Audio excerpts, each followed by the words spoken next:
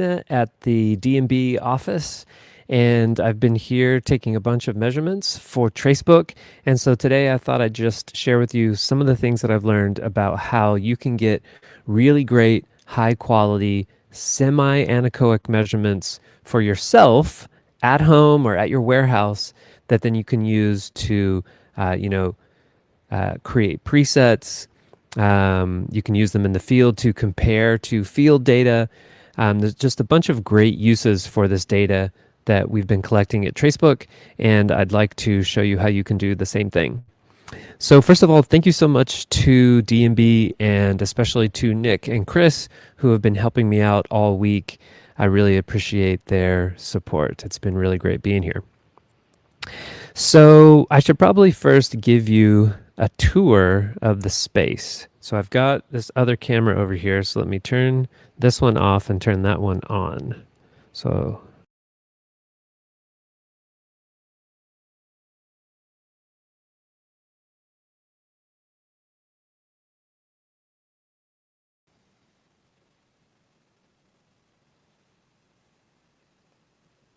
there we go. Let's get this out of the way. Okay. So this is affectionately called the dojo. Let me turn down this sound.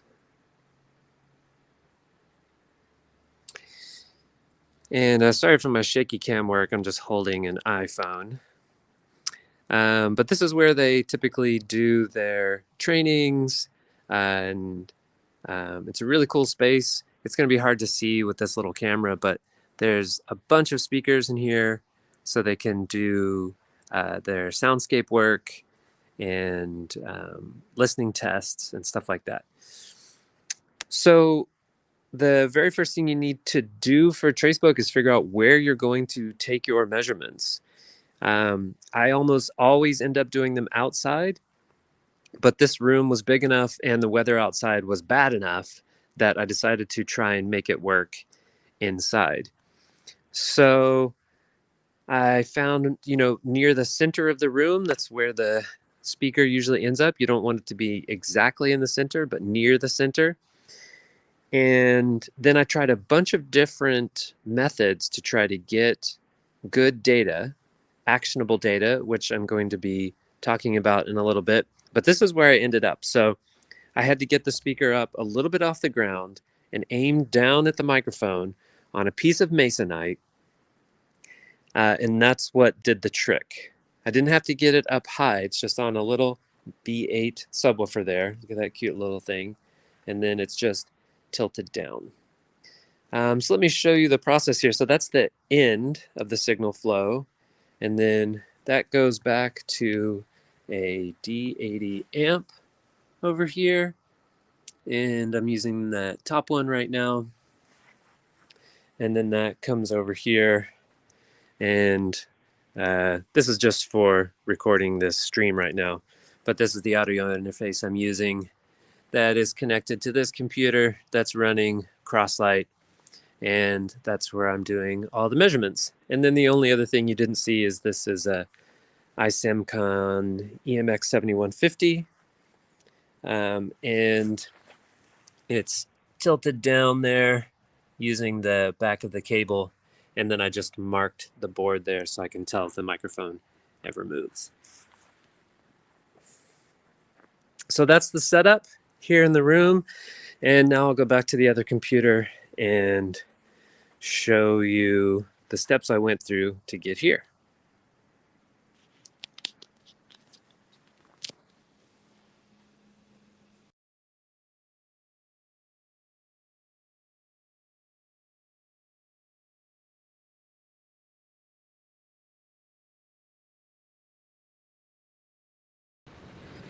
Okay, here's me. Let me close this other guy. Let's see.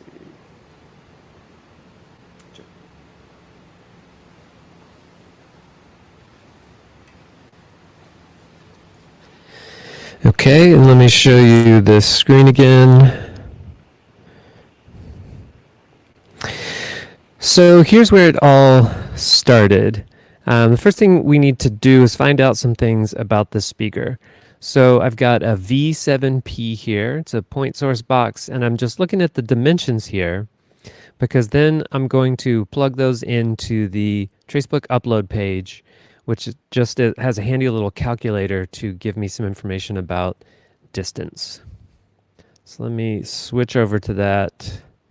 So I would go to Tracebook, and then to actually access the, checking if the site connection is secure. Okay. So you have to actually be logged in to be able to access the upload page. But once you have created an account, then you can head over to the upload page, and then you can add in your loudspeaker width and height, and then you will get a gold and silver distance here. And so since I'm doing a bunch of speakers here, let's see, I don't know if you can see this page. Yes, you can. Okay. So since I'm doing a bunch of speakers here, I've planned a lot of this all out ahead of time.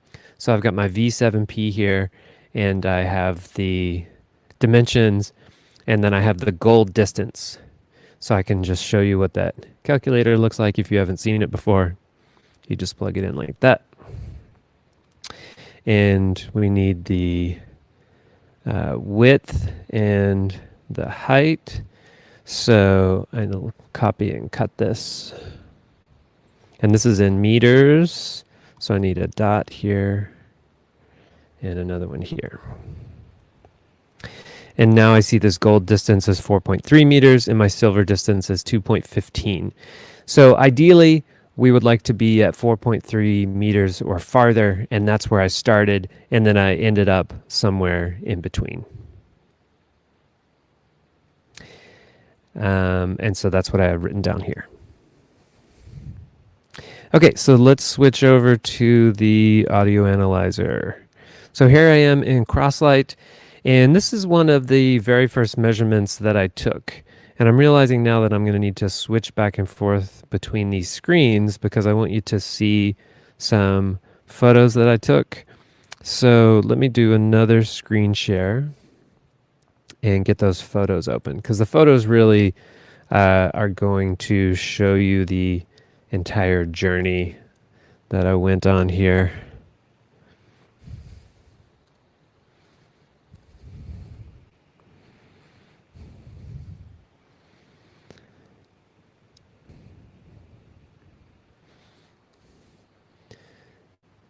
Okay, so you should be able to see those photos now. There we go. So here's where I started. I started with the speaker on the floor and the mic on the ground and just on carpet. Now I knew this probably wasn't going to work great. I've had problems with carpet in the past, but I wanted to show you what it might be like. And let me just tell you, the takeaway from this whole process really is to have some patience at the beginning and be willing to be curious and test a lot of things. And the other thing I should probably say now is that I am no expert when it comes to acoustics. I'm not an acoustician. I've never measured speakers in an anechoic chamber. And so I may be doing things that are technically wrong.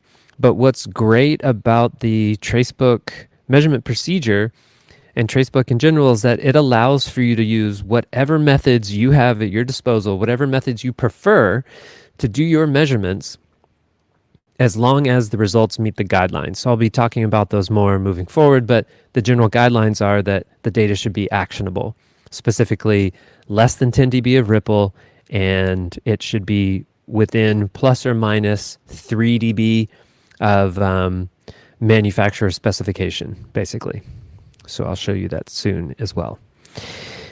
So this is where I started. So let me now show you the measurement that I got with that. And then we'll actually end up taking a step back. So it wasn't quite this one.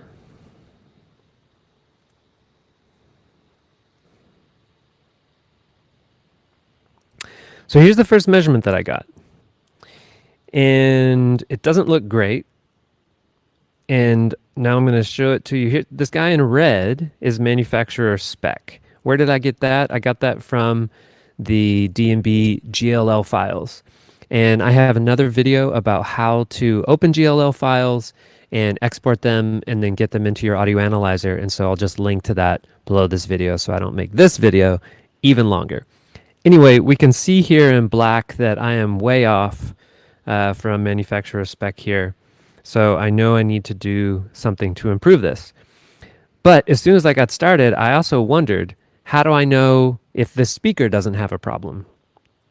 So the one way that you can confirm that is covered in the Tracebook measurement procedure is to put your speaker like up on a table or a case or something.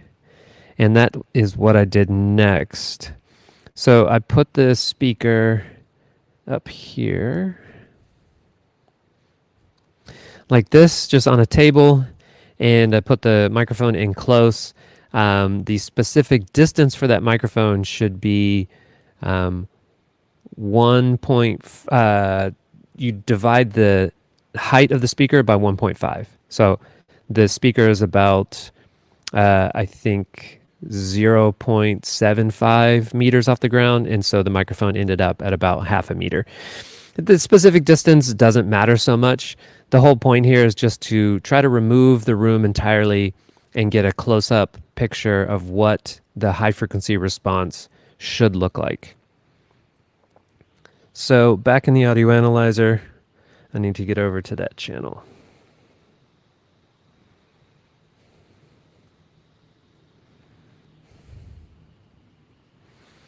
Okay, here's the picture that I got measuring close in with the mic on a stand. And it looks good. And honestly, I wish we could just use this, right? That would make it really simple. But we don't want to measure the speaker so close that we're in the near field, and we might end up measuring, single components like single drivers instead of the entire loudspeaker as a whole. This speaker specifically, maybe I can attach a photo later on, but inside there are a bunch of different drivers. So we really need to back up, get into the far field to capture the entire thing. So opening those memories again, we can see that we've got a nice match here. So this gives me confidence that this speaker can actually look like manufacturer spec. And so now it's going to be my job to figure out how to do that with my ground plane measurement, since I don't have an anechoic chamber. Okay, so I have some motivation now, and I feel like, okay, I can do this, so let me try some other things. So the next thing I tried was just putting a piece of masonite under the microphone. And you'll see here that I immediately get a bunch of VHF, very high frequencies back. Everything above 10K gets a lot better, but I still have this dip in the mid-range. So then the next thing I tried after that was to go up onto a table. And this may seem counterintuitive because you're thinking, well, aren't you going to get floor bounce? And you'll see that the low end ripple doesn't actually change that much. So check out the low end, and so you'll see that everything gets better. We've got better, the low end ripple stays about the same. It's not great, but I really improved that dip in the mid-range here. And so now if we go back to the memories here, now we see we have a pretty good, we're getting a lot closer to manufacturer spec. And so remember that we're trying to get within plus or minus 3 dB. And so at this point, we've made it. But I would like to see if I could improve that low end ripple, because there are a couple spots there where we're getting beyond 10 dB of ripple. And while this might be acceptable because, it's only in a little range there, and, it's debatable whether or not this could be called actionable, I wanted to see if I could do a little bit better and show you how that might be done. And let me just go back and show you those pictures so you can see what I did. So here is speaker still on the ground, but there's a piece of masonite there now. And you'll see the loudspeaker vertical aim adjust as I go to each position. And so the way I do that is to just put my laser disto on the front of the speaker grill and then adjust the vertical aim until it's pointed right at the microphone. So here's where I went up onto the table and aimed it down, and I was surprised. All of a sudden, I got back a bunch of those high frequencies that I was missing. And I don't know exactly why this is. Maybe later on I can try to find, an acoustician or someone who knows more about this than I do and explain this phenomenon. But this did seem to fix my problem. And then I'll show you that this is where I ended up at. Let's see if I have a side angle. There we go. This is where I ended up at. And so I just really needed to get up about 6 inches off the ground and then aim down at the microphone again. Also, pro tip, if you ever see your HF disappear while you're taking measurements, it's because you forgot there was a piece of tape on the grill of the speaker. I did that about 1,000 times yesterday. Okay, back to the audio analyzer. Here's where we left it. So let's take a peek at those next measurements.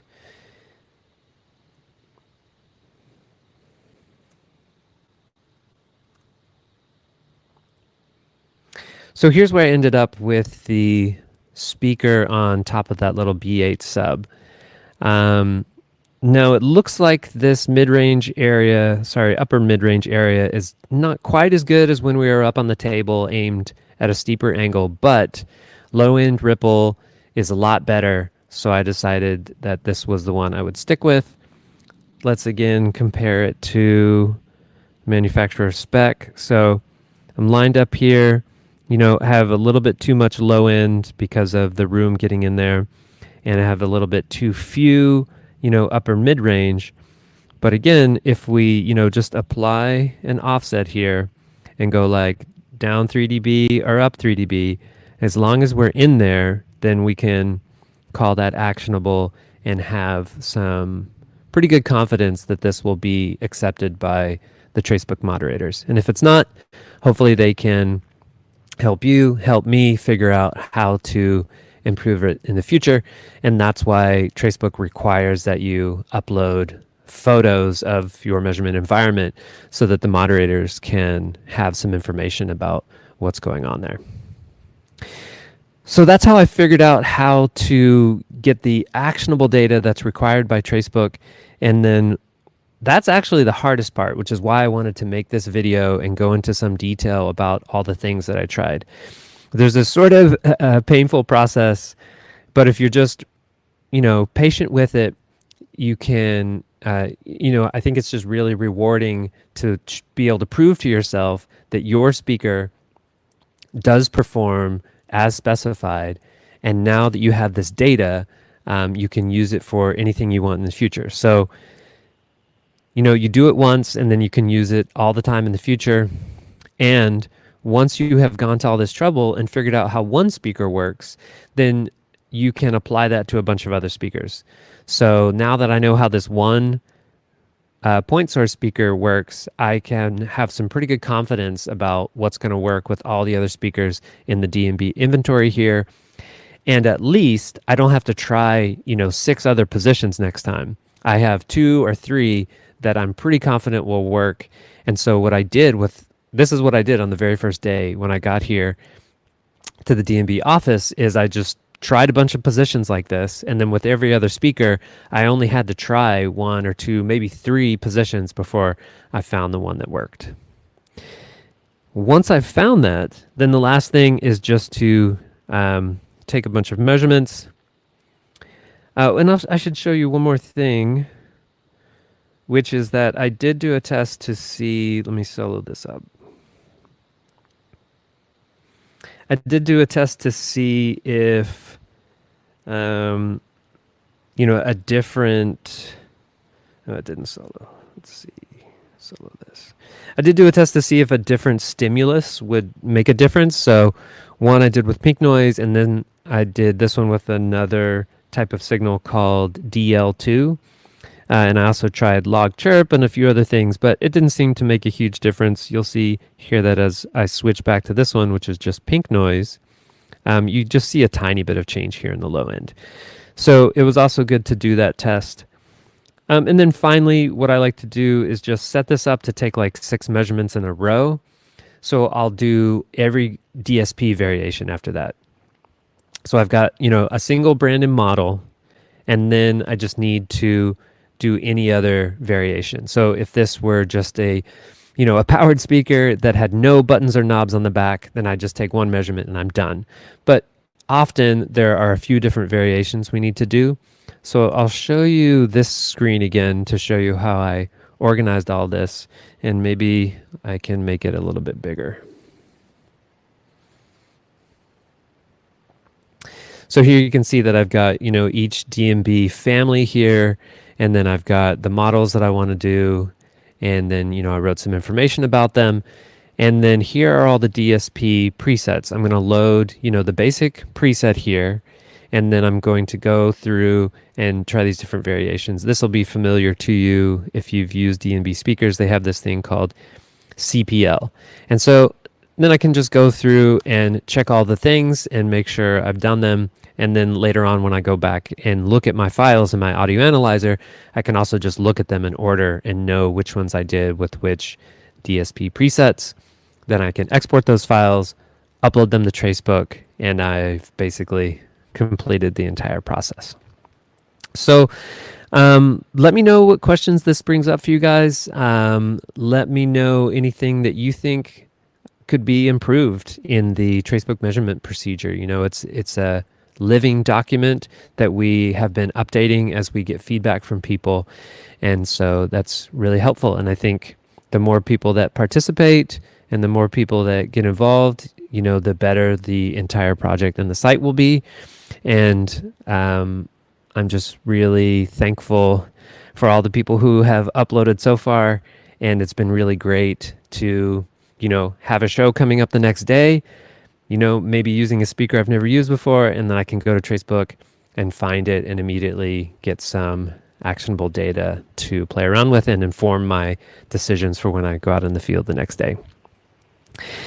So thanks again to DMB for having me here this week, and thank you for watching, and I'll see you in the next video.